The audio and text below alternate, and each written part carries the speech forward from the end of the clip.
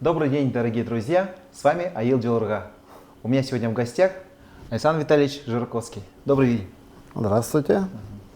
Александр Витальевич, у нас буквально завтра наступает очень такой торжественный момент.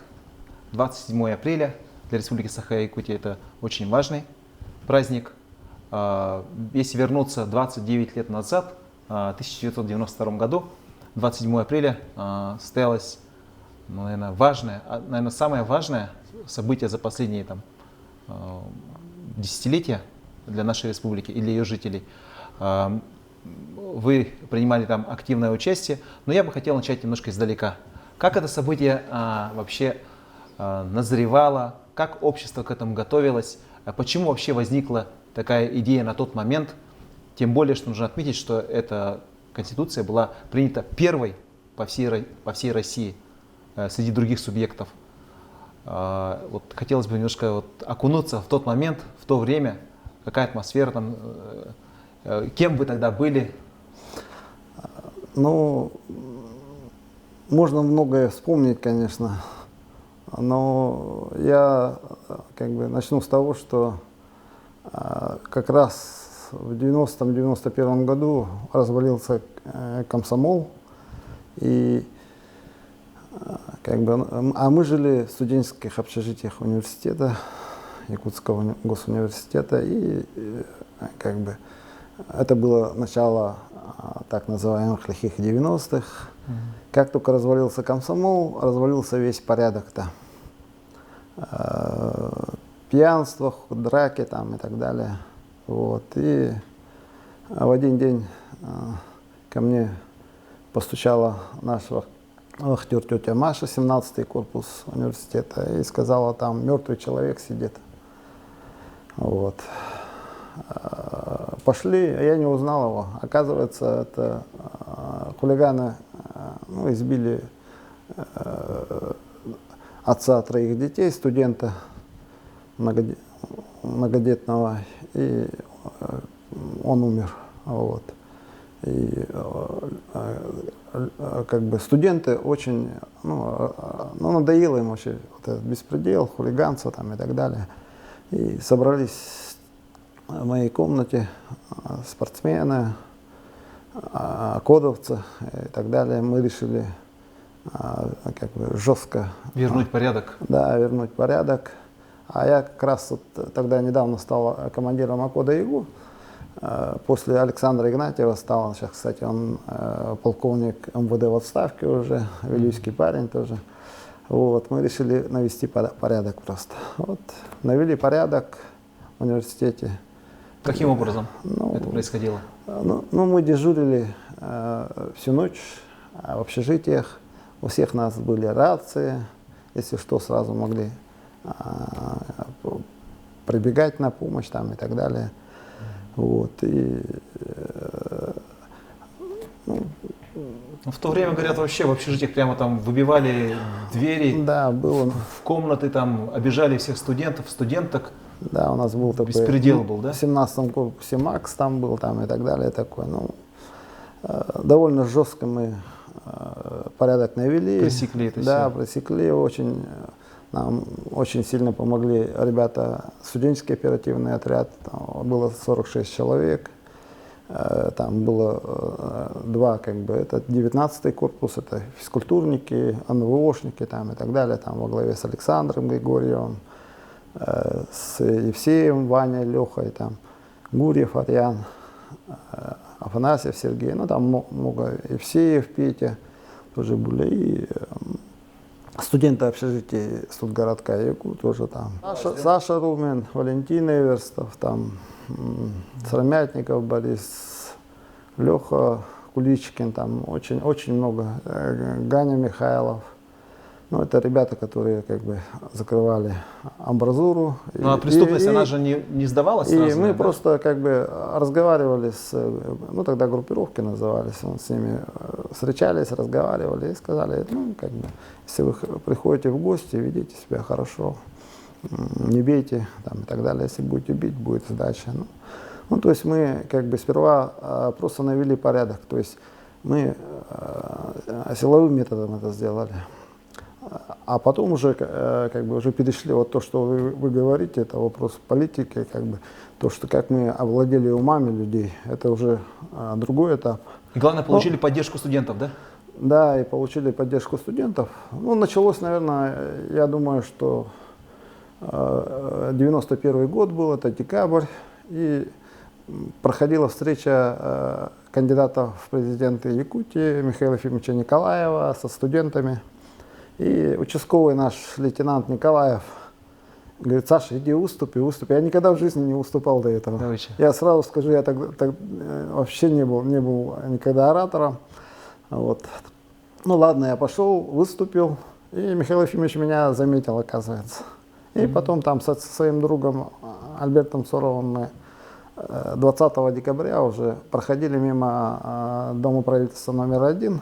Это было где-то 8 часов вечера. И решили, давайте зайдем к Михаилу Ефимовичу. Вот так просто? Да, просто. Ну так. Вот. И это было где-то часов 8 вечера, и он сразу принял, он меня вспомнил, что я выступал, очень хорошо принял, переговорили с ним. И как раз вот пришла информация, что он выиграл выборы. Он тогда Иван Даниловичем Черовым как бы соперничал. Вот. И, ну, видимо, так просто сложились звезды, и он, ну, как бы, мне сказал, говорит: Саша, подумай о том, как бы возродить комсомол, создать молодежную организацию. Вот. И мы с друзьями думали, что как. Очень советами помогли Афанасий Васильевич Мигалкин, председатель комитета Верховного Совета по молодежи, Артем Пантелеймонович Слепцов, Артамонов Виталий Петрович. И, кстати, вот с Минюста я познакомился, там Люйдин Михаил Сергеевич был такой, он мне уставы там организаций молодежных дал, которые были. Образцы, да? Да, типа образцов. И, как бы, нашел я машинку какую-то древнюю и напечатал, впервые в жизни печатал как бы. Устав? Да, и как-то. Сам, самостоятельно? Да, ну, сделал устав. Учредительное собрание мы провели, это было в декабре 91 года. Вот. И очень большую помощь нам тогда оказала комендант 14-го корпуса Людмила Иннокентьевна Пахомова. Она и сейчас комендант 14-го корпуса, да, и мы с ней общаемся.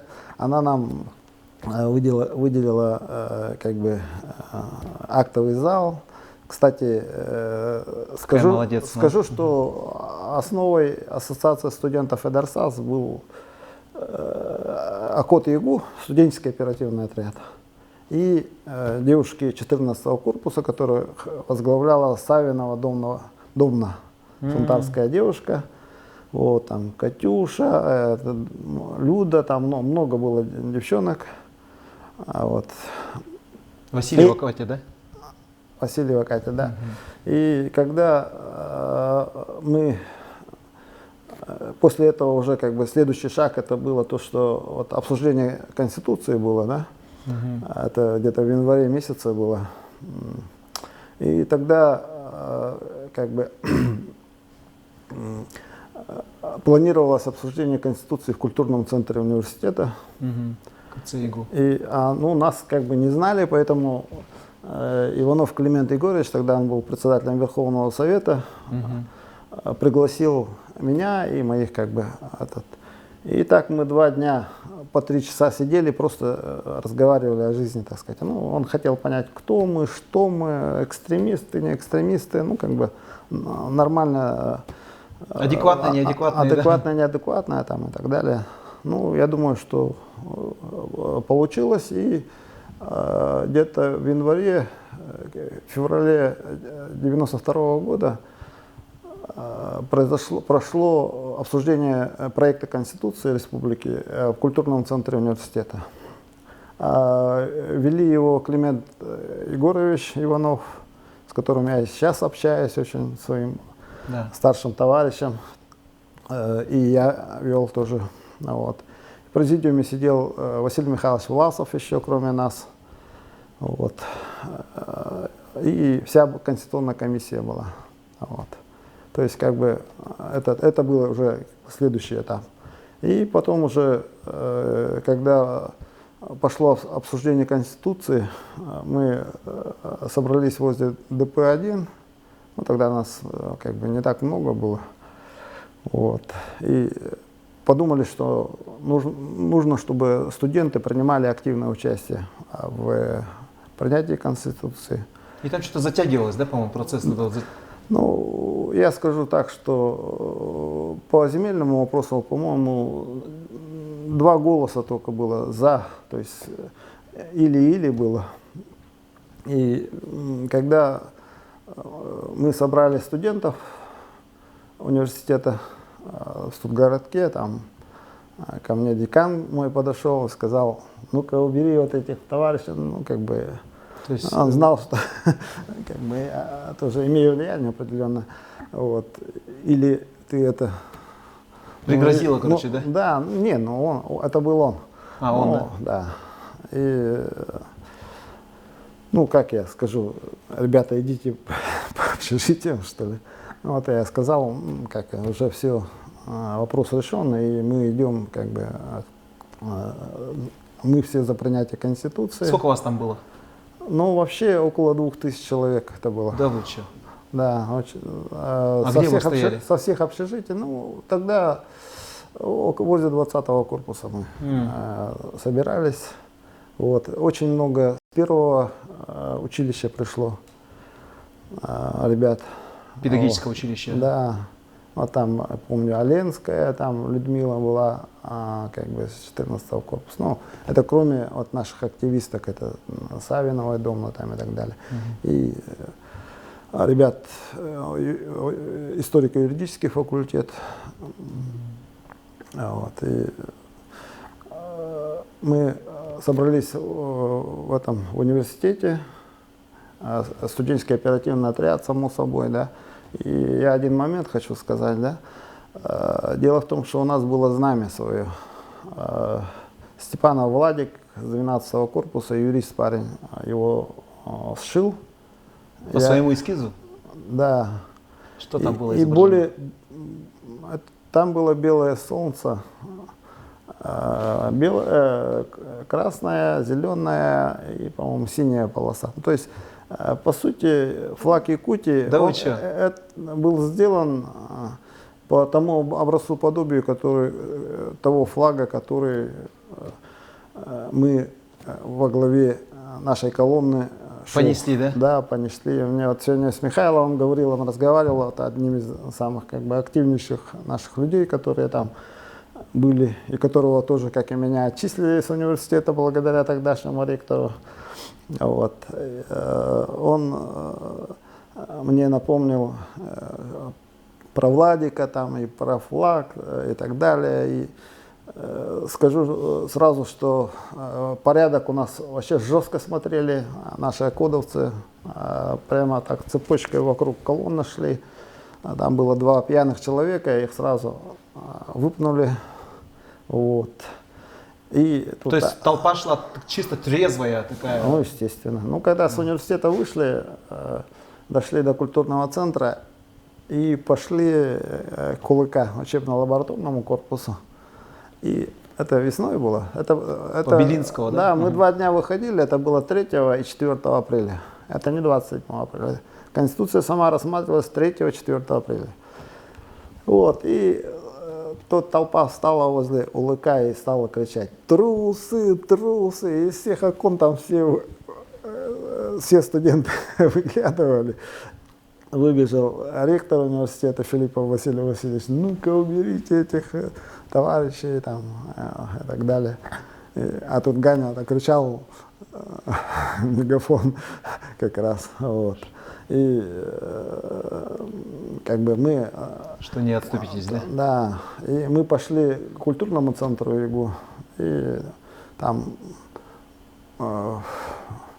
Егор Петрович Жирков тоже. Ну, в то время ограничений в таких массовых публичных мероприятиях не было. Это время другое было. Это как бы, да, так что не путайте. Вот. Ну, пошли по этому. Егор Петрович Жирков, вы начали говорить, ага. Да, Егор Петрович Жирков там был тоже. Присоединился к вам? Ну, естественно, он был как бы один из авторов Конституции, тоже в том числе. То есть он был и на обсуждении в культурном центре ЕГО, и меня хорошо знал. И ребят моих, как бы я, когда с Климентом Егоровичем разговаривали, я всегда брал своих как бы соратников, там, замов своих, и Альберта Сорова, и Максима Местникова, там, Вы тогда возглавили, Александра да, Интерсоц, Григорьева. Не, ну да, я стал президентом, как бы все-таки человек, когда если что-то сам пишешь, сам, ну, потому что когда создаешь, да, нормально получается, когда ты сам все делаешь, то есть свои деньги вкладываешь, регистрируешь. Там, время, энергию. Да, так получилось, что я стал президентом, и как так получилось, что пришлось как бы организацией заняться. Ну, кстати, Ганя Михайлов молодец, он сбегал, мегафон нашел, и с мегафоном там бегал, вообще рассекал. Такой, вообще себя показал. Смышленый очень, человек, конечно. Да, смышленый человек, да. Я иногда жалею, что его вместо себя не оставил, когда Садыр Сасов уходил. Вот. И потом мы пошли туда. И вообще вот 3-4 апреля это все было. И действительно были достаточно сильная оппозиция была, видимо, Михаилу Ефимовичу Николаеву, Клименту Егоровичу Иванову. И было 3 человека, которые голосовали против Конституции. Помню, это был Баткунов, Гуминский и Секов. И их, ну, я в ДП-1 зашел, и они там их сказали, давайте, как бы народу объясняйте, там 2000 человек стоит перед ДП-1. А там нужно было, чтобы 100% что ли проголосовали, да? Не 100%, а я же говорю, там довольно скользкое было голосование, 2 голоса, например, по блоку «Земля», только 2 голоса, то есть Конституция могла быть не принята. Вот. Они как бы боялись, я сказал, не надо бояться, там, правда, Максим Местников чуть с Баткуновым не подрались. Ну, короче, ребята все вышли и сказали, все, мы все за Конституцию. Ну, и как бы... Эти 3 человека вышли и согласились, да? Да, конечно, согласились. Под давлением общественности, скажем так. Ну, видимо, так. Ну, мы такие были молодые, как бы, ну, конечно, для своего... Сильные, крепкие, спортивные, ну, да? И глупые, в том числе, конечно, молодые. Ну, как бы, границ не знали. Вот. И от нас мы отправили выступать на сессии Верховного Совета нашего представителя, тогда ему 18 лет было, его звали Алексей Ильич Еремеев. Да вы что? Да, сейчас он как раз депутат ЛТМНа, тоже один из видных депутатов. Одного из важных комитетов. Да, кстати, он один из потомков, говорят, что Максима Кировича Амосова тоже, так что не так просто. То есть как бы гены всегда играют свою роль. И, кстати говоря, мы после того, как Конституцию приняли, встретились с нашим великим писателем Сафроном Петровичем Даниловым. Он пригласил нас. Поддержал вас? Ну, я не знаю, нас, по-моему, 3-4 было, к нему зашли. Знаете, что он сказал? Он сказал, 70%, что приняли Конституцию Республики, это заслуга студентов. То есть ваша заслуга.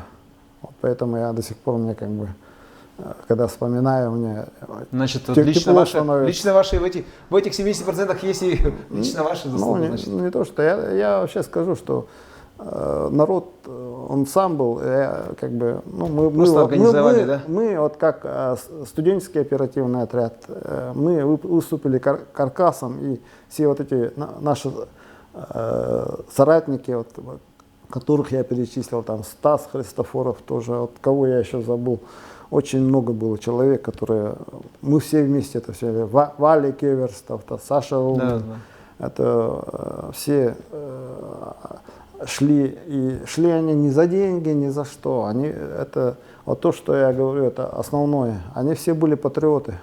Ну вот. То есть, если мы смотрим как бы на будущее нашей республики, на будущее как бы нашего народа, то если человек не патриот, если он не любит свой город, свою республику, то он не может любить Россию. То есть будущее как бы нашей республики, будущее Российской Федерации, если люди будут патриотами, не будут воровать, а работать будут на свою страну. А то та ситуация, которая сейчас довольно не очень хорошая. Поэтому я вот до сих пор вспоминаю, тепло вспоминаю своих соратников, вот этих ребят, как мы знамя делали. Кстати говоря, был у нас художник, он нам сделал повязки. И повязки были как раз вот как флаг вот наш. Да вы что? Да, белые и синие вот так. И полосы вот зеленые, красные там и так далее. Как же его фамилия-то была? Вот.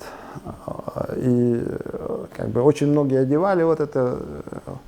И когда вот Эдерсас вот самое на пике был, там у нас только официальных членов было около 2000. Я заказал, там единственная типография была, не было тогда частных типографий, только была государственная. 92-й год.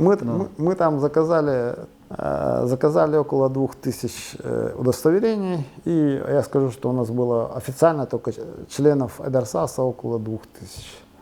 Вот, и, огромная организация. Да, ребята... Общественная. Да, общественная организация, и более того, мы... как бы общественники, молодежь, студенты, тогда студенты, решали, кто будет директором студенческого городка университета. Я лично пошел с Борисовым Константином Афанасьевичем, тогда он только закончил педфак, и рекомендовал его на должность директора студгородка. А он потом, ну, вы его знаете, он был министром, и вообще и сейчас человек видным депутатом Элтумена там и так далее. Директора культурного центра ЕГУ тоже, как бы, комендантов общежитий тоже, как бы, ну, типа студенческое самоуправление. И у нас были очень большие полномочия. То есть ректорат с вами считался, ваше мнение было решающим, да? Да, было до какого-то момента, потом уже они немножко может быть, взяли контроль в свои руки, да? Да, ну, потом меня отчислили, там Ганю отчислили, там много кого. Ну, я тогда не был, как бы... А отчислили, в том числе за организацию этого шествия? Ну, там же не написано, что... В том числе, ну, предполагается, да? Причину-то найти дело не хитрое, вот. Поэтому как бы у нас отношения с ректоратом были довольно, ректором у нас был Филиппов Василий Васильевич, довольно сложные, скажем так. И я вот жалею, часто я как бы немножко понимаю, что если бы я пошел к Михаилу Ефимовичу и сказал, что есть такие-то проблемы. И Михаил Ефимович вообще это очень мудрый человек, который... как мы сейчас поняли, смотрел далеко в будущее, он бы скорее поддержал меня, чем ректора университета. Ну, я этого не понимал. Как бы, ну, пришел момент, и как бы я решил уйти. С какого курса? Четвертый курс. Ух ты, вообще. Студентом 4-го курса. Потом уже другие проекты стал делать. Вот за свою жизнь вы, мне кажется, столько создали общественных организаций, причем мощных общественных организаций. Лично я, наверное, участвовал, вот, я могу даже перечислить, кого я помню, да? Это молодежный блок Якутии, значит, штаб, волонтер, биржа труда молодежи, штаб строительных студенческих отрядов. Ну, что я еще забыл, напомните, потому что, и причем каждое движение из этих, вот то, что я перечислил, это тысячи людей, сколько я понимаю. Ну, я скажу, что по молодежному блоку, пока я не забыл, да, молодежный блок собрались в основном это студенты землячества. Мы их собрали тогда, в 96-й год это было. Я был руководителем молодежного штаба Михаила Ефимовича Николаева, кандидата в президенты республики. Вот. И на базе вот этого молодежного штаба был создан молодежный блок. И мы постоянно собирались в 20-м корпусе ЕГУ. И тут один момент, вспомню, что к тому времени, это был 96-97 год, вот, землячества еще не были юридически оформлены. Только Сунтарская ассоциация студентов Сунтарского улуса была, у них был устав, они были зарегистрированы в Минюсте. Ну, у меня уже отработано было, я Дарсас когда регистрировал, там, биржу труда регистрировал, уже знал в Минюсте там. В 97 году мы создали Михаил Сергеевич. Амгинское землячество. Да, вот я про что и говорю. На базе АСУ мы типовой устав сделали, и все землячества зарегистрировались после этого. То есть мы вместе работали, как бы, и вместе помогали друг другу, и ребята все зарегистрировались, вот как раз вот, когда мы вот эту болванку сделали. Самостоятельно это делали, ага. Ну, возможно, но после этого мы очень хорошо вместе все работали, землячество. Вот. Да. А так, если начинать, то, конечно, после Дарсаса я тоже думал, что, чем заняться. И в 93 году создал биржу труда студентов. Вот. Ну, там мальчики, ну, парни грузчиками работали, это иногда и сам я тоже бегал. Грузчиком? Девушки там ухаживали, полы мыли, там, ну, как бы, строительные мелкие работами занимались там и так далее. Ну, там у нас действительно через биржу труда студентов прошли 1000 людей, очень много человек. И когда мы уже набрали, как бы, в 98 году мы уже участвовали в ликвидации последствий паводка, там уже мы на базе биржи труда студентов. В Ленске? Нет, еще, в Ленске тоже. В 98 году создали 9 студенческих строительных отрядов. Ничего себе. По 6 улусам, и уже как бы, ну, возродили движение стройотрядов. Это я вот, хочу сказать, вот эти все, что я делал по заданию Михаила Ефимовича Николаева. Да, вы что? И когда он сказал убрать город, вот, по волонтерскому движению тоже, когда мы создавали. Вот. Ну, давайте вернемся к бирже труда студентов. Потом уже мы опыта набрались, и в 2001 году Михаил Ефимович подписал указ президента о бирже труда молодежи. Более того, согласно этому указу, 10% всех строительных объемов, которые проходили через бюджет республики, должны были мы, студенты, стройотрядовцы, строить. Вот. А как раз вот в 2001 году должны были пройти Дети Азии, Игры Дети Азии, а город у нас как бы с 70-х годов был очень грязный. Не убирался. Да, и вот мне поставил задачу Михаил Ефимович вместе с Александром Константиновичем Акимовым, ну, убрать город. И как бы у меня очень хорошие были как бы соратники, это председатель землячества, Анжелика Андреева, Иван Степанов, там, Татьяна Томская, Надя Филиппова и многие другие. Поликарп Андросова, я хочу сказать, что он еще в Эдерсасе как бы был один из самых активных. И человек, ну, как бы, его советы стоили очень, как бы, Валентин много. Тимофеев тогда тоже, по-моему. Валентин Тимофеевич. Эверстов, Эверстов Валентин. Тоже у нас. Не, Валентин, конечно, само собой. Он еще в Акоде вместе с Сашей Румином, они как бы основными.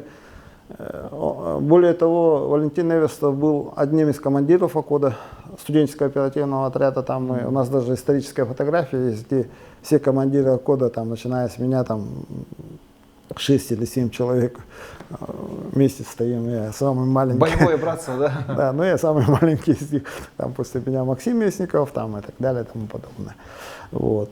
Потом вот эту биржу труда, и как раз Михаил Ефимович сказал волонтерское движение создать. Вот мне очень как бы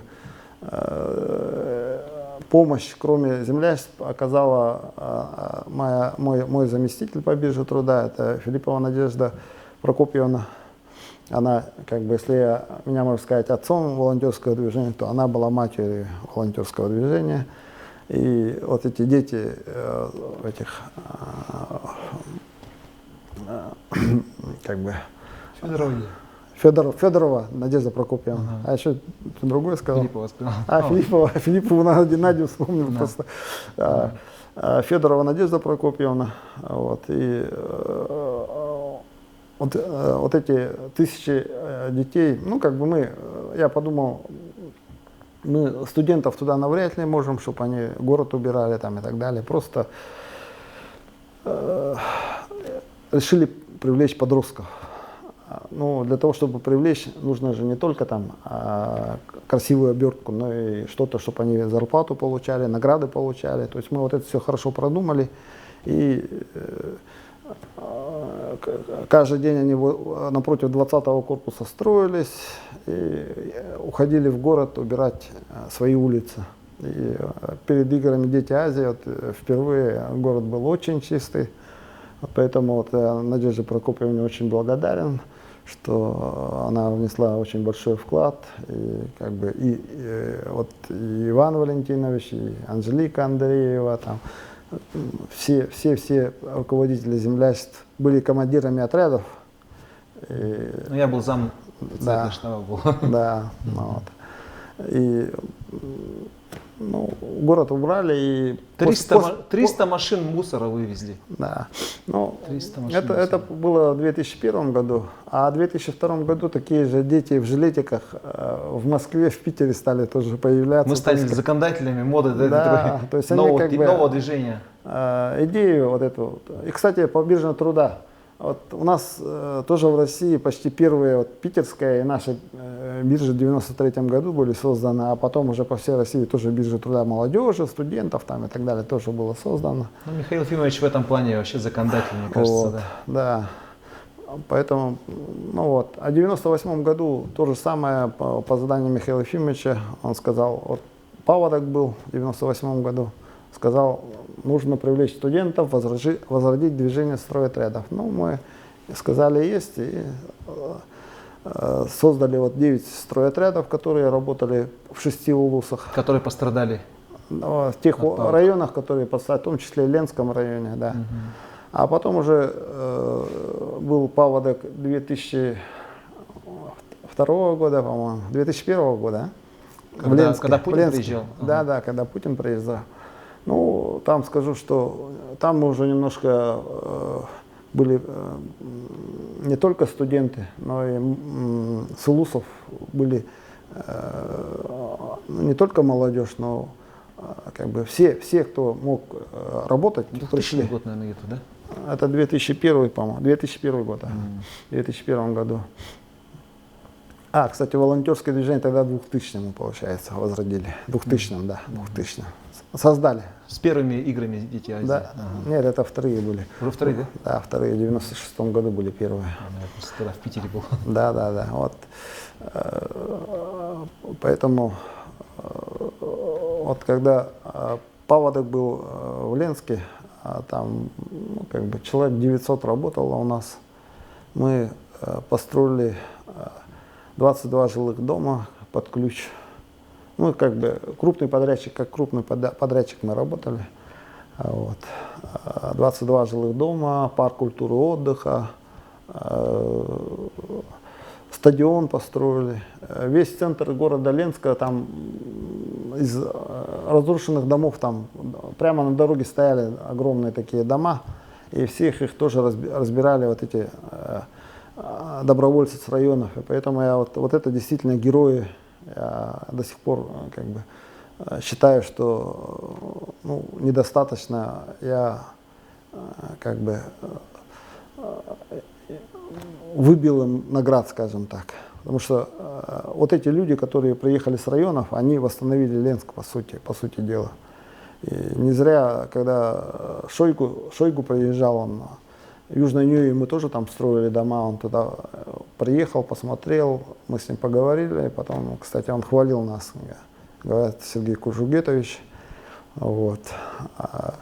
Поэтому в Ленске мы тоже, как бы молодежь Якутии показала, что довольно ребята не только патриоты, но и умеют работать, мастера. Там, такие дома мы построили, что когда вот проверяли потом, ну, по качеству строительства, вообще никаких этих не было. Но вы же тоже профессионал-строитель, да? Ну, я, да, по образованию инженер-строитель, но вот после 92 года я университет закончил только в 98 году. А промышленное гражданское строительство, да, я инженер-строитель. Вот. Поэтому после Ленска, как говорится, да, немножко пауза была. И сейчас мы... Кстати, сейчас вы возглавляете республиканскую общественную организацию «Защитим природу Якутии», куда вошли практически все сильнейшие общественные экологи республики. И одним из первых вот дел это была борьба, во-первых, защитить реку Вилюй и защитить реку Амгу. То есть вот в обоих направлениях тоже работа велась, правильно? Да, мы создали общественную организацию. Ну, вообще, с чего это началось? Это началось с 2018 года, когда случилась огромная авария на прииске Ирелях, приток Малой Батуоби и Вилюя, в результате которой больше 5 миллионов кубометров грязи вылилось грязной воды, да, в эти наши реки, в том числе и в Лену из Вилюя, и Северный Ледовитый океан. И мы там вот впервые, как бы, команда у нас собралась. Мы собрали около 12 тысяч подписей, отправили Владимиру Владимировичу Путину. И, ну, как бы, пробу сил сделали. Ну, конечно, нас совершенно не удовлетворило то, что оштрафовали. Хотя Министерство экологии, конечно, до конца билось. Она вот именно по административным штрафам все инстанции выиграла, все суды. И сейчас вот мы ждем от них, чтобы они предъявили ущерб хотя бы по малым рекам. Это Ирелях, Малая Батуоби, там более 4 миллиардов рублей. Кстати, более вот 4 миллиардов. Письмо по этому вопросу тоже я вот направил с Камилом Ивановичем. Да. Мы ждем с вами этот ответ. Да, да, вот. Поэтому все еще мы там собрались, а потом уже, когда возник вопрос о том, что товарищ Маслобойников взял огромные, до 70% территории Алданского района на вырубку лесов, мы все... Верховье реки Амги. Да, верховьях реки Амги. Мы все собрались, в том числе Иван тоже там был. Аил Дилурха. Да, Аил Дилурха тоже там был. И мы там, вот, когда собрались, решили создать общественное движение. Да, я один из лидеров. Я не говорю, что там. Там на самом деле есть очень сильные экологи, у которых мы должны учиться. Это и Киприянова Любовь Романовна, Любовь Даниловна, Дмитриева Валентина Иннокентьевна, Бурцев Иван Семенович и многие другие. Доктор наук и Матвеев Андрей Иннокентьевич, и Федоров Александр Николаевич. Там такие люди, такие монстры. И, как бы, моя задача просто сделать так, чтобы весь потенциал на всех вот этих научный наших, потенциал, да, научный и общественный, и то, что Коротов Владислав Петрович, Барамыгин Николай Андреевич, доктор наук Чиросов Михаил Михайлович, вот, и еще там Алексеев Афанасий Павлович. Да, Алексеев Афанасий Павлович, тоже наш человек года. И Егорова Кристина, там, Егоров, вот этот, Алексей. Ну, очень много у нас общественников. И это хорошо, что у нас есть, ну, как бы по ходу дела мы во всех промышленных районах, улусах, как бы, представителей своих. И В Нерингинском районе Гежа Анатолий Иванович, например, вот сейчас мы интересный проект вместе с Минэкологией будем проводить о том, чтобы на реке Тимптон, которую в 2019 году получила фирма золотодобывающая, и они загрязнила, и мы хотим там сплав сделать, и как бы анализы. Экспедиция, чтобы, да, экспедиция вместе с Минэкологией, чтобы они направили специалистов там и так далее, и наши представители там будут, и журналисты будут, ну, посмотреть, как вот те недропользователи, которые не выполняют природоохранное законодательство Российской Федерации. Вообще, что касается золотодобывающих компаний, вообще у нас аховая ситуация, скажу прямо. За последние, начиная с 2017 года, мы попросили анализ. Вот про лосось мы говорили. Есть такое два понятия, да, это предприятие штрафуется, административный штраф сперва за факт, а потом уже вычисляется ущерб, который они нанесли. Основное, конечно, это ущерб. Но, к сожалению, очень многие, особенно золотодобывающие предприятия, они платят штраф там 50-30 тысяч, а вот ущерб многомиллионный, сотнями миллионов рублей, он, к сожалению, не взыскивается. Поэтому мы сейчас вот занимаемся этим вопросом. Тоже, кстати, письмо, которое я приготовил, вот с Александром Витальевичем вместе, можно сказать, к этому, причастны к этому письму. Да, ну, сейчас мы готовим письмо на имя федерального инспектора о том, чтобы инициировать совещание именно по золотодобывающим компаниям. Именно по золотодобывающим компаниям. Вот, потому что ту ситуацию, которая сейчас, ну, у меня как бы друг занимается добычей золота, он мне как бы просто объясняет, говорит, те организации, которые убивают реки, да, они используют российский более дешевый аналоги, да? Аналог вот этот выщелачивания золота, а дорогой китайский те, которые вот выполняют природоохранное законодательство. Вот люди экономят там какие-то копейки. На нашем здоровье, на нашей природе. Убивают реки наши. Поэтому по золотодобывающим компаниям надо очень сильно работать. Ну, мы все общественники, поэтому свободное от работы время как бы занимаемся этими делами. Так, теперь вот сегодня было у нас Zoom-совещание по аварии на реке Далдын, это приток Мархи. И там один вообще возмутительный факт. Руководитель РИАЦЕМ сказала, Волкова? Да, Волкова, Елена Волкова, на слова представителя Алроса, которая еще в 2018 году, 12 ноября, прямо при людях как бы говорила неправду, что Алроса имеет все разрешения на то, чтобы передвинуть драгу с одного места на второе. И тут при ней же прямо там встал представитель Ленского бассейнового управления. Андросов, да? Андросов, да. И как бы уличили ее во лжи. А сегодня то же самое практически получилось на этом Zoom-совещании. Она сказала, не было там никаких этих, когда труба прорвалась, короче, ничего не попало. Когда вот представитель РИАЦЕМ выступил, она сказала, что вообще там достаточно большие показатели. Ну, понимаете, есть такое рыбохозяйственное и питьевое. Для нас питьевое, а питьевое там в 5-10 раз, 14 раз как бы превышает нормативы. Иначе говоря, эту воду пить нельзя. Вот. И она озвучила очень вопиющий факт. Мы все знаем, что Алроса довольно давно работает, и у нее очень много хранилищ вот этих минерализованных, соляных и соляных отстойники, отстойников, да.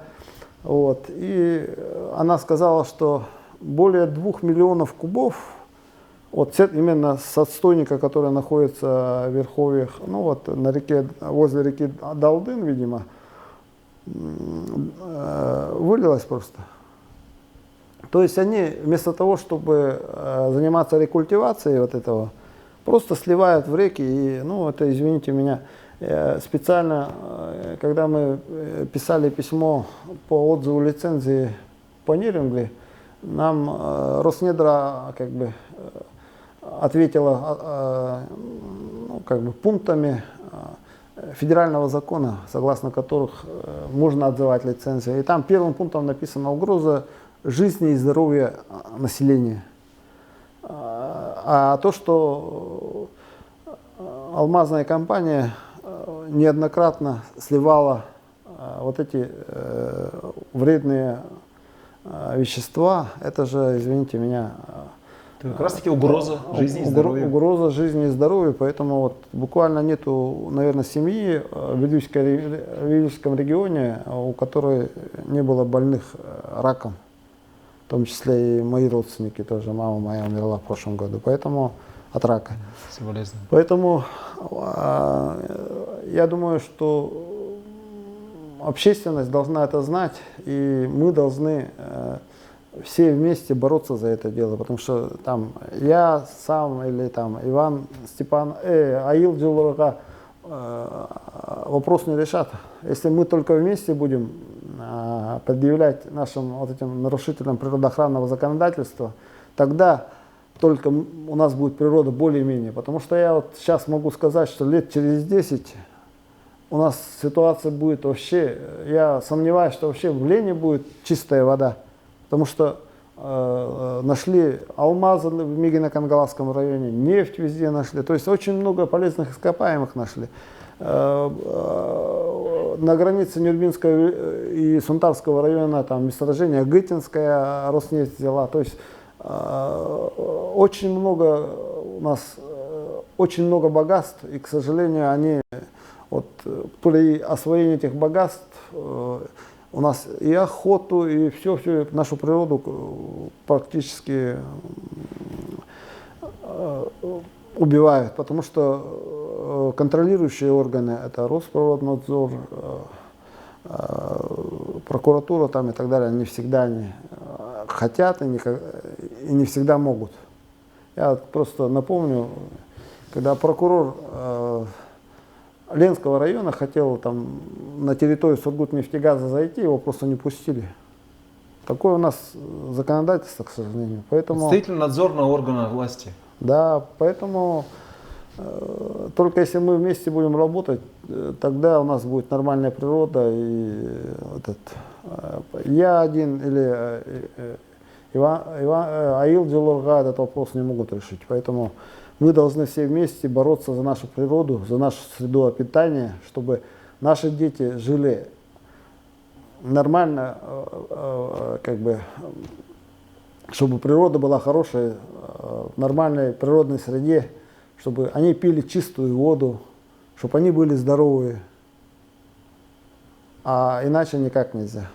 Вот вы сейчас задели вопрос, связанный с тем, что вот в Вилюйской группе улусов очень много людей здоровья потеряли, что там экологическая обстановка и уровень состояния здоровья, ну, связанный с онкологией, очень критичный, да? Но Ольга Валерьевна Балабкина, значит, в свое время на выступлении Султан Имран, когда она начала говорить про Вилюйскую группу улусов, она сказала: Султан Имран, вы не знаете, есть районы, в которых обстоятельства, значит, здоровье, там, уровень здоровья намного хуже, чем в Вилюйской группе. В Вилюйской группе еще все нормально, типа. То есть, когда мы спросили у нее: будьте добры, тогда дайте нам полную информацию, какие улусы, и вот о состоянии здоровья информацию более развернуто скажите, она как-то промолчала. Так и не ответила на наше обращение. Я вспомнил, как проводил круглый стол ОНФ, как раз по аварии на Вилюе. И зам руководителя Роспотребнадзора говорила, что воду с Вилюя можно пить. Да, кстати. Да, а я-то попросил, чтобы мне привезли бутылку воды. И я ей как бы вручил. На стол поставил, Давайте пейте, если отсюда пить можно. Она как бы немножко шок получила, а потом в конце совещания сказала, что все-таки воду нельзя пить. Признала, да? Да. То есть, перед фактом этой бутыли. потому что как бы сверху вода-то нормальная, откуда они анализы берут. А все тяжелые металлы, все же на дно идет. Вся гадость. Когда водовозка бросает это, она же и... Не сверху берет? Да, ну, то есть, и кроме того, сегодня вот на Zoom совещании вот по Мархе тоже все поняли, что из-за того, что содержание свинца и тому подобных веществ в Мархе очень огромное, воду оттуда пить нельзя. Сегодня это официально признали? Все руководители, особенно руководитель РИАЦЕМа, все цифры назвала. И она не стала говорить, что нельзя пить, но ее нельзя пить, потому что, извините, там в 14 раз, если рыбохозяйственные эти, водохозяйственные нормативы превышает, ну, извините, отравиться, наверное, можно. И еще опасно, да, это же с Мархи идет вот это все Верхневилюйский район, а в Верхневилюйском районе, я насколько знаю, это они все с реки пьют, да и в Вилюйском районе то же самое, и в Нюрбинском районе очень и везде много водозаборы хорошо работают, да?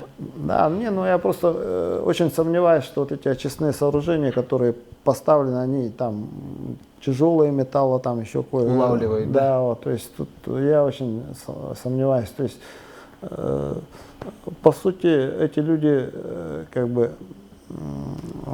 наш генофонд народа уничтожает. И я считаю, что пункт 1 вот этого федерального закона об отзыве лицензии нужно почаще применять. Почаще, так мы их почти, по-моему, не применяем. Ну, я надеюсь, что добьемся, с нашей да? помощью мы, как бы, наши власти все-таки возьмутся за это дело, потому что так оставлять тоже нельзя. Мы же, ребята, тоже такие довольно решительные. Я думаю, что мы можем найти поддержку не только в Якутске, но и в Москве. Так что надо останавливать это дело. Потому что люди это поймут, многие, вот особенно в городе Якутске, когда в городе Якутске все-таки воду пить нельзя будет. А это осталось не так много, я думаю, в течение 5 лет воду из крана и воду вот, в городе Якутске большинство, до 90% вот это разливной воды, которую продают, это же вода из-под крана, которую просто очищают фильтрами. А когда вода, там тяжелые металлы, там, или свинец, или еще что-нибудь, гадость такая будет, эти фильтры-то толку от них не будет. И придется пить только воду, которая как бы из скважин, как бы ключевую воду, то, что есть подземную воду. И поэтому вот сегодня глава Нюрбинского района и сказал, что компания «Алроса» в бассейне реки Марха должна профинансировать поиск подземных источников. Альтернативная, да? Да, питьевой воды. Поэтому ситуация на самом деле очень нехорошая. Вот. И в Верхневилюйском районе, и в Вилюйском районе, я думаю, потому что вот буквально 2-3 года назад говорили, что в Вилюе река очистилась, там тугунков можно кушать, там червей нету. А сейчас вот после того, как вице-спикер нашего собрания Антонина Афанасьевна Григорьева сказала, что 70-80% рыбы в Вилюе и Мархе больно фенозом, то есть с червями, то как это практически вся рыба получается. То есть всю среду обитания уничтожили. И кто это уничтожил, это понятно же, это наша... Недодобывающая организация. Да, и поэтому то, что большие чиновники пытаются закрыть глаза на то, что ПАО «Алроса» наплевательски относится к своим обязательствам по природоохранному законодательству, то я думаю, мы должны таким людям говорить, показывать на выход. И я думаю, что у народа всегда найдется ресурсы, чтобы повлиять на таких людей. Все-таки по сравнению с другими нефтедобывающими организациями, Алрос у нас все-таки больше, активнее участвует в социально-экономической жизни республики. Может, поэтому там иногда ей прощают то, это возможно, но с другой стороны, основные поступления Алроса, которые мы получаем, это и так те деньги, которые мы и так можем получить. Это НДПИ, налог на добычу полезных ископаемых. Это единственное Алроса только платят в бюджет Якутии. Вот это основная сумма вот это. И дивиденды с тех акций, которые имеет республика и Улус Алмазной провинции. А кроме этого, НДФЛ тоже, но они высший генералитет, их недавно уже в Москве сидит Алроса. Недавно они, вот буквально 2-3 года назад, среднее звено в Новосибирск перевели. Так что, на самом деле, Алроса, она уходит потихоньку. И конечно, мы должны их поддерживать, но мы должны требовать, чтобы они природоохранное законодательство выполняли и не врали прямо на парламентских слушаниях. Там аж директор института мирзлатоведения вообще чуть не это задает вопросы просто, она просто не знает. Человека некомпетентного просто отправили и прямо говорит, нет, никакого загрязнения не было. И после того, как вот руководитель РИАЦЕМ, который вот именно анализы вот это все делает, и она все на фактах, да, на фактах, и всем все понятно, что, к сожалению, она природоохранные свои обязательства ПАО «Алроса» не выполняет. Поэтому, может быть, пришло время приостановить как бы лицензию. Поэтому мы сейчас будем этот вопрос обсуждать. И, может быть, действительно там какое-то обращение подготовим от имени нашего движения. Потому что так нельзя. Вот, уже не первый раз на прямом вране ловят и, нашу самую главную бюджетообразующую организацию. Да, ну это неправильно. Алмазный бизнес — это очень выгодный бизнес. На каждый вложенный рубль они 1000 рублей получают. Лихие 90-е, так называемые, да? Алмазный бизнес только жил прекрасно, потому что он очень выгодный и как бы в долларах. А золотой бизнес же... Сейчас он стал еще тоже очень выгодным. Но сейчас уже время другое, цены на золото другие. Поднялись. Но тем не менее алмазный бизнес — это самый выгодный бизнес. Выгоднее, чем золото. У нас еще есть полиметаллы, которые еще выгоднее, чем алмазы. Компактно лежат 30 на 30 километров, там цены мировые там на них только растут. Ну, это уже другая тема. И они будут расти, потому что их используют в высокоточной там. Ну, по полиметаллу, насколько я знаю, Оленёкский район. Да.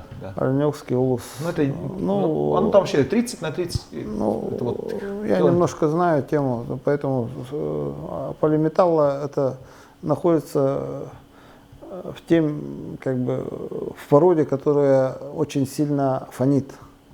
Это очень опасно. Да, радиоактивная руда. Поэтому я сам ездил туда. Так просто тоже по полиметаллам говорить. Поэтому такие у меня планируем работать дальше по защите природы, пытаться, как мы общественники, свободное от работы время. Но возвращаясь к той теме, все-таки принятия Конституции 92 года республики, оно же все-таки финансово, экономически очень сильно сказалось статус республики, взаимоотношения с федеральным центром. Республика очень много сделала на эти деньги. и налоги. Ну, знаете, нынешняя система, конечно, которая сложилась в России, когда регионы получают от силы 25%, а федеральный центр 75%, это совершенно никуда не годится. И действительно, Владимир Владимирович Путин должен как бы систему управления все-таки поменять. И тут зачастую как бы национальную тему поднимают и так далее. Но я когда в Академии Госслужбы учился, мы там обсуждали национальный вопрос как-то. Ну, все из регионов России, там, Якутия, там, Подмосковье там, и так далее. И потом пришли к выводу, что на самом деле в России есть две национальности. Это москвичи и провинциалы, потому что они к ним относятся так же, как сложно к нам. не согласиться. Да. Поэтому действительно федеральное законодательство надо менять, и для этого нужно выбирать и депутатов Госдумы, и вообще депутатов Государственного собрания ЛТМН, тех людей, которые имеют свое мнение, а не тех, кто будут голосовать, как скажет партия. Поэтому если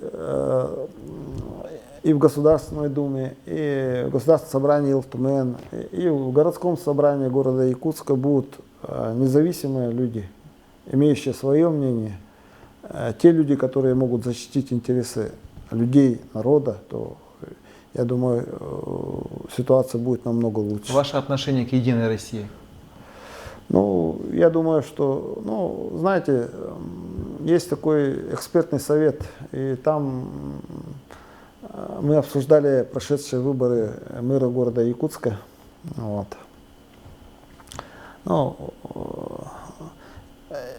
я с самого начала сказал, когда одна партия долго находится у власти, и когда контролирующие органы являются членами Единой России, ну, как бы этой партии, и тех, кого контролируют, они, даже если они идеальные люди, они все равно гниют. Должна быть ротация вот, двухпартийная, хотя бы двухпартийная система. Я не стал там коммунистов, и ЛДПР тоже говорить, я сказал, там 3-4 партии должны быть, менять друг друга. И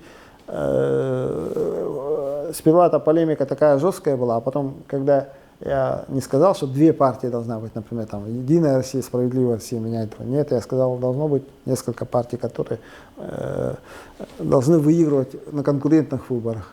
И тогда только вот это, то, что воруют, коррупция, вопрос коррупции вообще стоять не будет. Потому что, вот смотрите, вот, например, Америка, республиканцы и демократы, они позволят, чтобы украли что-то? Нет, они не позволят. Вот, демократы, например, республиканцам или наоборот. Поэтому я думаю, что у нас пришло время такое, что как бы действительно должна быть ротация власти.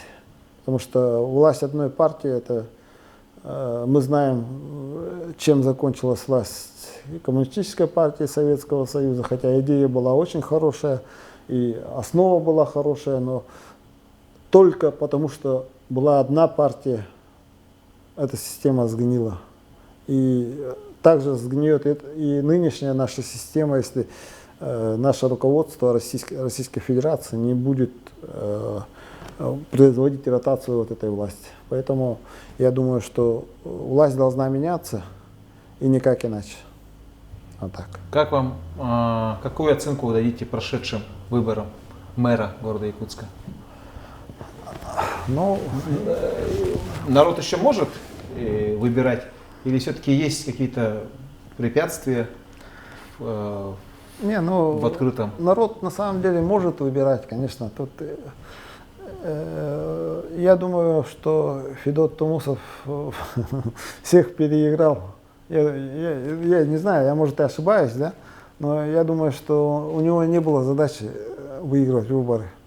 Он поставил человека, который, ну, как бы, журналист там и так далее, но у которого шансов избраться практически не было. И он прыгнул даже через голову свою и проиграл всего 4%. А если бы на его месте был там Афанасий, японец, или Иван Степанов, или еще кто-то, понимаете? Это выборы показывают, что нынешняя партия власти, к сожалению, они же могли, например, Садовникова Дмитрия Димовича поставить, там вообще он бы в одни ворота выиграл, правильно? Просто у них отбор кандидатов на руководящие должности такой мутный, скажем так. То есть выбираются не лучшие, а выбираются покорные. Вот в этом ошибка, я думаю. Потому что, я не знаю, может быть, я ошибаюсь, но я думаю, что если бы Дим Димович был избран мэром города Якутска, он стал бы соперником уже ДП-1. Поэтому вот этого пацана поставили, он еще долго не сможет быть соперником тому же Айсену Сергеевичу, например. Айсен Сергеевич красавчик? Я не думаю, что красавчик. Он банкир. Избранный народом. Он банкир, он начинал очень хорошо, и я его поддерживал, скажем прямо, и многие поддерживали. Но то, что, как говорится, если из человека деревню там изгнать не получится, а из банкира человек, если он банкир, то есть у него банкира-то не изгонишь, поэтому у него, к сожалению, такая философия, банковская, поэтому мне как-то это не совсем нравится, честно сказать. Хотя я поддерживал, а сейчас уже как-то возникают вопросы, скажем так. Но я не скажу, что он такой плохой, умный человек там, и так далее, пытается что-то делать. Есть ошибки, наверное. Мне совершенно не нравится про банкирское, то, что я говорю, это то, что и город Якутск на проценты поставили, и республику тоже по мосту. Это тоже под проценты там какие-то висы там и так далее. Я же строитель, систему-то знаю, там практически там денег виса-то навряд ли они там кредиты взяли, построили это. И в течение 2-3 лет в 2 раза цена повысилась на эти школы, которые построили, там, соцобъекты, которые построили. Так, извините, местные строительные организации, они бы, если бы знали вот про такие проценты, да кто угодно бы взялся, я думаю, на свои деньги построить, правильно? Поэтому там вопрос очень такой мутный. Может быть, ему москвичи кто-то там заставляет, там, или что, я не знаю, но я думаю, что опять-таки в нем должен был сыграть патриот. То, что все-таки он должен болеть за Якутию, за жителей республики, за простых людей. Потому что мы видим, что люди живут-то не очень хорошо. И если мы не будем защищать людей, то кто будет защищать? Власть-то как-то немножко самоустранилась от этого, получается. Поэтому посмотрим. Вопросы, сколько именно процентов платится за привлеченные деньги, это, наверное, вопрос не всегда, наверное, Айсен Сергеевич такие вопросы, во-первых, рисует эти цифры процентные, это первое, да, второе, у него есть задача, допустим, решать какие-то социальные вопросы, которые какие-то глобальные, стратегические, и он же все равно должен что-то делать с отсутствием нашего бюджета. Вот сами подчеркнули, что там остаются крохи от всех налогов, от всех поступлений, от тех богатств наших природных, да? И с этим нулем, может, действительно имеет смысл сейчас активно выбирать нормальных, как-то патриотичных депутатов в Государственную Думу, чтобы их было большинство, чтобы не было там Единой России, чтобы как-то изменили эту налоговую политику. И тогда, если у нас будет больше денег, тогда не будет необходимости занимать. Но строить-то все равно надо. строить-то надо, но не на кабальных условиях. Ну вот этот вопрос, это понятно. А то, надо узнать, кто вот что вот касается патриотов, ну, патриоты на самом деле есть и в «Справедливой России», и в «Единой России» есть. Вот я, например, от того же Еремеева, я знаю, что он патриот, потому что я его лично знаю. Хоть он там махровый член «Единой России», но надеюсь, что в принципиальных вопросах, касающихся республики, интересов республики, да? Да, они свое мнение скажут. Вот сейчас, например, кто-то Арсению Сергеевичу идею дал о том, чтобы было чуть ли не в 2 раза меньше депутатов Илтумена. Сокращение к численности. Да, насколько нам рассказал Иван Иванович Шамаев, там с Еремеем они встречались, там до 52 человек, по-моему, дотянули, а сейчас 70 человек. Вот. А наша позиция состоит в том, что вообще никакая другая ветвь власти, особенно исполнительная, не должна покушаться на право народа избирать представительную власть. А Государственное собрание Илтумена это и есть представительная власть. И поэтому мы говорим, что должно остаться максимальное количество депутатов. Которое позволяется законом. Да, потому что будет большая вероятность того, что там не денежные мешки какие-нибудь или там зависимые люди будут избраны, а кто-то независимый, который может сказать свои условия, тот, как Иван Иванович Шамаев, например, та же Салустан Амаран, например. Вот. Есть и в «Единой России» тоже порядочные люди. Я вообще уверен, что во всех партиях есть. И «Единая Россия» это слишком долго у власти просто. Поэтому как бы ее монополия это самый ее большой минус. Да, монополия. Да. Поэтому если будет ротация власти, то я думаю, что когда будет честная борьба, здоровая конкуренция. Да, здоровая конкуренция, тогда совершенно другая ситуация будет. Давайте несколько слов все-таки расскажем о том, откуда вы, кто ваши родители, по каким, не знаю, из каких вы кланов, родов видите свою историю. Ну, отец у меня водитель. Первый водитель 1 класса в Нюрбе, он на Кубе служил во время Карибского кризиса и как раз там получил 1 класс. Вот. Мама медсестра, санитаркой была, то есть всю жизнь в одной организации работала 50 лет почти что. Вот. А так, если говорить про родину, я нюрбинский сам, баянский. Вот.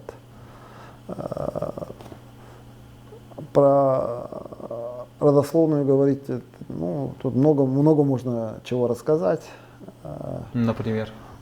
Ну, например, я запрос отправил в архив наш по свой род, и там с Жураковских там выскочило там с 1620 какого-то года все мои предки выскочили, как бы дворянский, оказывается, дворянский род. Дворянский род. Да, дворянский род. И в 1870 году Мельхиор Жураковский был отправлен в ссылку в город Якутск. Вот. Его сын Анатолий Жураковский был первым директором якутской типографии. И то, что вот написано в истории города Якутска, учредительное собрание Союза якутов, это этот Уселданский-то, как его, было в доме у Анатолия Жураковского, полицильного Анатолия Жураковского. Это мой прадед. Вот, поэтому таким образом. Организаторские способности с тех пор, да? Ну, возможно, я не знаю. В крови. Ну, а так, если очень многие знают моего дядю родного, младшего брата моей матери. Это мастер спорта международного класса по боксу Виктор Николаевич Ефремов, 3-кратный призер чемпионата Советского Союза. Уже на Олимпиаде 84 он должен был первой перчаткой Союза стать. даже на Олимпиаду 80 они готовились вдвоем с Шамилем Сабировым. И он всегда выигрывал спарринги с ним. Но Виктор Ефремов представлял Якутию всего-навсего, а тот представлял Казахстан, Союзную Республику. Естественно, он стал как бы олимпийцем и выиграл золотую олимпийскую медаль. Вот. Ну, если говорить про родственников, то родная тетя моей мамы была удаганкой, очень сильной удаганкой. Я вот смешной случай вспомнил, как одна очень сильная экстрасенса, увидев меня с моим одноклассником, сказала: за тобой там человек стоит, а вот за ним нет. Я говорю: как? У моего одноклассника 5 детей, там 3 жены, ну как бы отец герой. Вот, он: нет, говорит, за тобой человек стоит. А я потом понял, она объяснила, говорит, у тебя ангел-хранитель, говорит. Предок, да? Да, предок твой, 200 лет, говорит, ему, он Эвен, говорит, очень сильный шаман, говорит. Он тебя 2 раза, говорит, от смерти спасал. Ничего себе. Ну, вы помните эти моменты, да? Ну да, в принципе, помню. Ладно, не будем вдаваться Вот. в подробности. Да. Если говорить про мою бабушку по отцу, то она Корякина Христина Ивановна, урожденная Вилюйская, была как бы главой клана Корякиных, когда мой дедушка был начальником НКВД Вилюйского района, Верхневилюйского, Сунтарского района. Вот. Кстати, писатель Харасхал мне рассказывал, как ему родственники рассказывали, что в этих районах, там, где работал мой дед, по доносам никого не расстреливали, потому что он сказал: если вы подпишете, я проверю, как бы буду реагировать, а если вы анонимку пишете, то я на анонимки реагировать не буду. Здорово. Вот. И тут еще что интересно, моя бабушка была внучкой Николая Гавриловича Чернышевского. Это как бы семейное предание, но довольно как бы сильное, потому что когда Чернышевский был в Вилюйске, в ссылке, у него была экономка, и у нее родилась дочь. И когда он уехал в Санкт-Петербург, то он не бросил своего ребенка, а выдал свою дочку за богатого казака Корякина. Его звали, ну, он белый такой был, работал в этих на соляных приисках, и как бы они долго жили там и так далее. Вот. И я к чему хочу сказать, да, я когда был маленький, мне года, не знаю, 2 или 3 было, мы приехали тут в Якутск и ночевали у моей прабабушки. Она умерла, это было где-то, не знаю, 69-й год, 68-й год. Тогда она жива была, и она умерла. Ничего себе, вы прабабушку видели? 117 лет. А это была дочка Чернышевского. Более того. 117 лет? 117 лет. Ага. И я к чему хочу сказать. Дело в том, что документы об этом были у старшей сестры моей бабушки, Христины Ивановны Корякиной. Она работала секретарем у Овчинниковой Александры Яковлевны, всю жизнь работала. И они жили в доме, где старая Туймада находится. Вот. Там целый сундук документов был именно вот о Чернышевском. Говорят, вот хотелось бы найти, конечно, концы, чтобы уточнить. Запрос я в архив подал, но мне сказали, что обычно в таких случаях, ну он же дворянин, как бы, если он признает, получается, она на его наследство там, и так далее. Так что может, навряд ли он признал официально, поэтому как бы официально навряд ли, но то, что вот документы хотелось бы найти, потому что это действительно так, и как бы такое интересное у меня предание семейное есть. Ну, скорее всего, так и есть. Так что, ну, посмотрим, жизнь покажет. Я надеюсь, что все-таки родственников найду от старшей сестры моей бабушки. И вот эти документы, если мы найдем, то действительно будем. Ну, у вас довольно-таки сильная генетика, и судя по вашей жизненной деятельности, там, общественной деятельности, и патриотическая такая позиция по жизни, прямая, без всяких этих заискиваний с властью. Конечно, это нравится народу. Не, ну, я думаю, надо работать, поддерживать людей. И как бы народ все увидит. И если мы будем, и Иван Валентинович очень много сделал, это уже все знают. Аил Джалурха. Аил Джалурха. Ну тогда был Иван Валентиновичем, поэтому я как бы от истины не отклоняюсь. Вот. Я думаю, что народ все равно ценит таких людей. И чем больше будет людей, которые работают для народа, то тем лучше будет просто-напросто. И мы должны как бы примером быть и воспитывать таких людей. Сейчас уже мы как бы не дети. Молодежь у нас как бы чистый лист. И я вот тут пару слов хотел сказать. Но многие сейчас как бы воспитываются как бы, ну, как бы кто богатый, кто, у кого есть деньги, у кого нет денег. То есть как бы у любого человека, у молодого человека, у многих молодых людей там вопрос там не патриотизм на первом стоит, а вопрос денежный. Вот. И жизнь показала, что да, деньги, они приходят, уходят, но все равно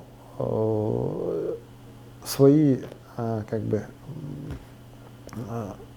свое мнение, свои принципы, патриотизм, оно все равно стоит выше. Потому что если ты будешь работать на родину, на свою, будешь поддерживать своих родственников,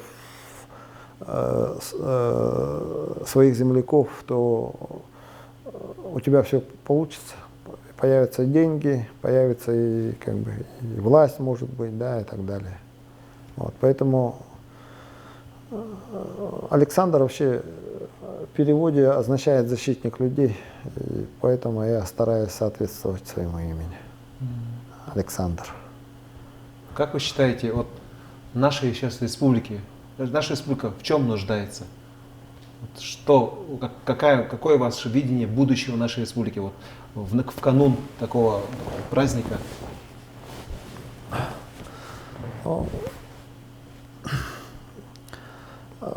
Я думаю, что, как нам сказал великий Кулаковский в своем письме, мы должны вместе жить с великим русским народом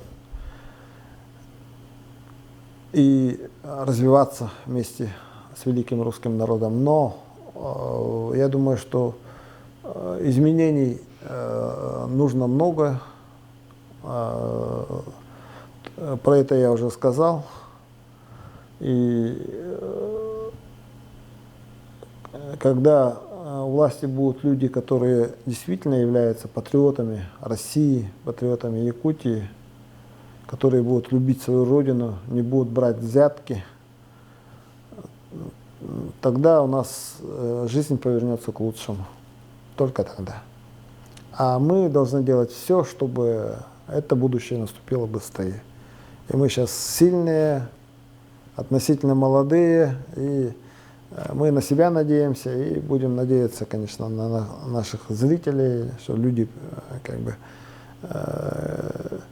всегда поймут, что такое чистое, что такое грязное, что такое хорошо, что такое плохо. Вот. Поэтому таким образом. Например, я несколько раз уже услышал о том, что Михаил Ефимович сыграл большую роль вот, во всех ваших значит, движениях.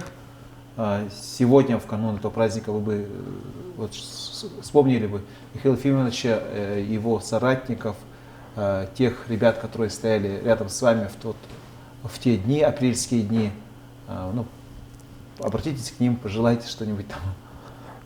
Ну, я думаю, что это одни из лучших людей, которых я встречал. Это, включая Михаила Ефимовича, это очень большие патриоты нашей республики. Они патриоты из Российской Федерации, патриоты своих деревень, своих городов. И если и молодежь будет такая же, как мы были в свое время молодежью, то будущее у нашей республики, у нашей России будет хорошее. А так. Ну, на этой оптимистической ноте давайте закончим. Да, Спасибо вам большое, что пришли в гости. Спасибо. Всего вам доброго.